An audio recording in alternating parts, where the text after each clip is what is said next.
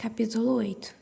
Às 5 da tarde, as duas jovens se recolheram para se vestir e às 6h30, Elizabeth foi chamada para o jantar. As numerosas e educadas perguntas que lhe foram dirigidas, entre as quais teve o prazer de discernir a faníssima solicitude do Sr. Bingle, ela pôde dar uma resposta positiva. Jane não havia melhorado em nada. Ao ouvir isso, as irmãs repetiram 3 ou 4 vezes como aquilo as afligia, quão desagradável é ter um forte resfriado e como detestavam ficar doentes. Em seguida, não pensaram mais no assunto, e a indiferença delas por Jane quando não estavam na presença dela trouxe de volta a Elizabeth toda a repulsa que antes sentira por ela.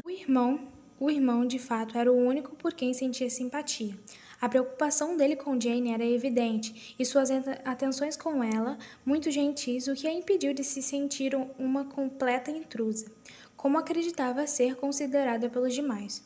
Só ele parecia dar-se conta da sua presença. Senhorita Bingle estava absorvida pelo Sr. Darcy, e o mesmo se podia dizer de sua irmã. E quanto ao Sr. Hurst, ao lado do qual se sentou Elizabeth, era um homem indolente, que vivia somente para comer, beber e jogar baralho, que quando viu que ela preferia comer um prato simples a um ragout, nada mais teve a lhe dizer. Terminado o jantar, Elizabeth logo voltou para junto de Jane, e assim que deixou a sala, Senhorita Bingle começou a falar mal dela. Suas maneiras foram consideradas péssimas, um misto de orgulho e impertinência. Não sabia conversar, não tinha nem estilo nem beleza. Tal era também o parecer da Sra. Hurst, que acrescentou: ela nada tem que a recomende, salvo o fato de ser uma excelente andarilha. Nunca me esquecerei de quando ela apareceu hoje de manhã. Parecia uma selvagem. É, verdade, Louise. Mas mal pude conter-me. Foi como um completo absurdo ter vindo. Que tinha ela de percorrer os campos, só porque a irmã estava resfriada? E os cabelos, tão despenteados, tão desgrenhados? E as saias? Espero que você tenha visto as saias dela, mergulhadas em 6 polegadas de lama. Tenho certeza. E o sobretudo que ela usou para escondê-las não fez bem o seu trabalho. Seu retrato, por ser exato, disse Bingle. Mas tudo isso me passou despercebido. Achei que senhorita Elizabeth Bennet estava muitíssimo bem quando entrou na sala esta manhã. Realmente não notei as saias sujas. Você as notou, Sr. Darcy, tenho certeza, disse senhorita Bingle. E sei que não gostaria de ver a sua irmã dando tal exibição.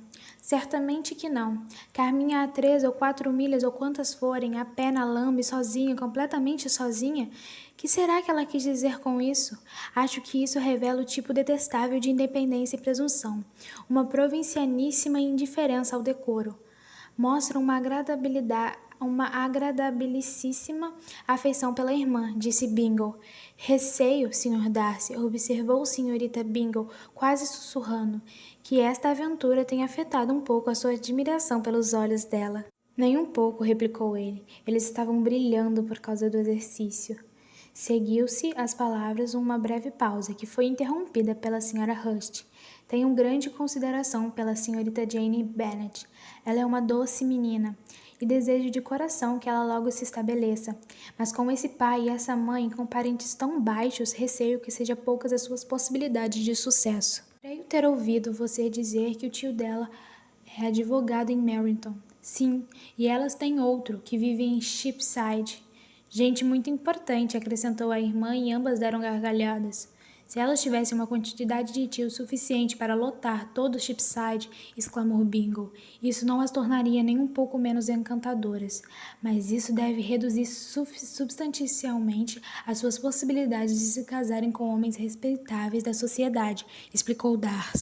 A essas palavras, Bingle não deu nenhuma resposta, mas suas irmãs concordaram enfaticamente com elas e deram rédea solta à sua hilaridade por certo tempo, às custas dos parentescos vulgares da querida amiga. Com renovada ternura, porém, elas voltaram ao quarto de Jane, ao deixarem a sala de jantar e permaneceram com ela até serem chamadas para o café. Ela ainda estava bem mal e Elizabeth não quis deixá-la em nenhum momento, até que o cair da noite, quando satisfeita viu a irmã adormecer.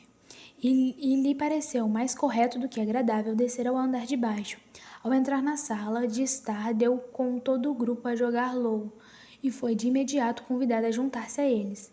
Mas, desconfiando de que estivessem jogando com apostas caras, recusou o convite e, usando a irmã como desculpa, disse que se divertiria durante o pouco tempo que poderia passar no andar de baixo com a leitura de um livro. Sr. Rush olhou espantada para ela. Você prefere ler a jogar cartas? Disse ele. Isso é muito curioso. Senhorita Eliza Bennet, disse senhorita Bingle, tem desprezo pelo baralho. É uma grande leitora e não sente prazer em mais nada. Não mereço nem tal elogio, nem tal censura, exclamou Elizabeth. Não sou uma grande leitora e sinto prazer em muitas coisas. Tenho certeza de que sente prazer em cuidar da irmã, disse Bingle. Espero que tal prazer logo aumente ao vê-la curada. Agradeceu-lhe Elizabeth de coração e então dirigiu-se para uma mesa sobre a qual havia alguns livros. Ele logo se ofereceu para trazer-lhes outros, todo o acervo da biblioteca. E por você, e para meu próprio crédito, eu queria que a minha coleção fosse maior, mas sou um sujeito preguiçoso e ainda não tenho muitos livros. Tenho mais do que os que abri em toda a minha vida.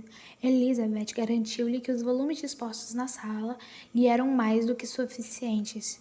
Muito me espanta, disse a senhorita Bingle, que meu pai tenha deixado uma coleção de livros tão pequena. Que deliciosa biblioteca você tem em Pemberley, Sr. Darcy. Ela só podia ser boa, replicou ele. É fruto do trabalho de muitas gerações. E depois você acrescentou tanto a ela, pois está sempre comprando livros. Não consigo compreender o desdém pela biblioteca da família nos dias de hoje. Desdém? Tenho certeza de que você não desdenha nada que possa aumentar a beleza daquele nobre lugar. Charles, quando você construía sua casa, queria que ela tivesse metade das relíquias de Pemberley. Assim espero, mas eu lhe aconselho vivamente a escolher uma casa nesta vizinhança e tomar Pemberley como uma espécie de modelo. Não há na Inglaterra condado mais encantador do que Derbyshire. É o que mais quero. Eu compraria a própria Pemberley se Darcy a vendesse. Estou falando de coisas possíveis, Charles. Palavra de honra, Caroline, acho mais possível comprar Pemberley do que imitá-lo. Elizabeth estava tão preocupada com o que se passara que dava pouca atenção ao livro, e logo deixou de lado, dirigindo-se para a mesa de jogo, e ficou entre o Sr. Bingle e a sua irmã mais velha, observando o jogo. A senhorita Darcy cresceu muito desde a primavera, disse a senhorita Bingle. Ela será tão alta quanto eu? Acho que sim. Ela tem hoje mais ou menos a altura da senhorita Elizabeth Bennet, ou até mais. Que vontade de tornar a vê-la. Nunca encontrei ninguém que me agradasse tanto. Que porte, que modos, e tão prendada para a idade. Toca piano tão maravilhosamente bem. Muito me espanta, disse Bingle, como todas as mocinhas conseguem ter paciência para serem tão prendadas. Todas as mocinhas prendadas? Meu querido Charles, que quer dizer com isso? Sim, todas elas, acho eu. Todas elas pintam mesas, forram biombos e fazem bolsas de malha. Conheço pouquíssimas que não façam tudo isso e tenho certeza de que nunca ouvi alguém se referir pela primeira vez a uma jovem senhorita sem mencionar que ela é muito prendada. A sua lista das prendadas mais comuns, disse Sr. Darcy, é muito bem observada. A palavra é aplicada a muitas moças que só a merecem por fazerem bolsinhas de malha ou forrarem biombos, mas eu estou longe de concordar com você na sua avaliação das mulheres em geral. Não posso gabar-me de conhecer mais do que meia dúzia delas entre as minhas relações que sejam realmente prendadas. Nem eu, com certeza, disse a senhorita Bingle. Então, observou Elizabeth, a sua ideia de uma mulher prendada deve ser muito exigente. Sim, é muito exigente. Ah, certamente, exclamou sua fiel assistente. Nenhuma mulher pode ser considerada prendada se não superar em muito o que se costuma fazer. Deve ter um conhecimento profundo da música, do canto, do desenho, da dança e dos idiomas modernos para merecer a qualificação. E além de tudo isso, deve possuir algo no modo de ser e na maneira de caminhar, no tom de voz, no trato e nas expressões, para que a palavra não seja merecida senão em parte. Tudo isso ela deve ter, acrescentou Darcy, e a tudo isso ela deve acrescentar algo mais essencial, o cultivo da inteligência e pelas amplas leituras. Já não estou surpresa por você conhecer só 6 mulheres prendadas. Meu espanto agora é por você conhecer tantas. Será que você é tão severo em seu próprio sexo para duvidar da possibilidade de tudo isso? Nunca vi uma mulher assim.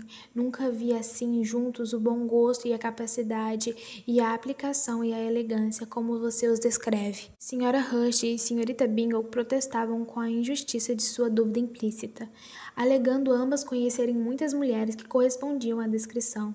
Quando o Sr. Rush lhes chamou a atenção com amargas queixas sobre a desatentação delas ao jogo.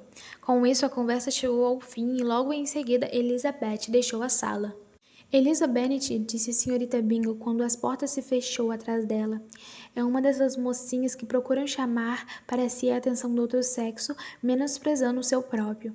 E com muitos homens, tenho certeza isso dá certo, mas na minha opinião trata-se de um truque baixo, um estratagema sórdido. Sem dúvida, replicou Darcy, para quem essa observação se dirigira em especial. A baixeza em todos os truques de que as mulheres por vezes se valem para seduzir. É desprezível tudo o que tenha alguma afinidade com a astúcia. A senhorita Bingle não ficou muito satisfeita com a resposta, nem quis dar continuidade ao assunto. Juntou-se Elizabeth a ela de novo apenas para dizer que a irmã havia piorado e que não podia deixá-la. Bingle mandou imediatamente chamar o Sr. Jones, enquanto suas irmãs, convictas da inutilidade dos conselhos de um provinciano, recomendaram que mandassem alguém a Londres para trazer algum dos médicos mais eminentes. Disso ela não quis saber, mas estava inclinada a aceitar a proposta de Bingle e ficou decidido que Sr. Bennet seria chamado de manhãzinha se Srta. Bennet não tivesse claramente melhor. Bingle estava bastante preocupado. Suas irmãs afirmaram estar arrasadas. Elas, porém, consolaram-se de sua tristeza cantando duetos após o jantar, enquanto ele não conseguia encontrar expressão aos seus sentimentos do que pelas ordens dadas às governantas para que a doente e sua irmã recebessem toda a atenção possível.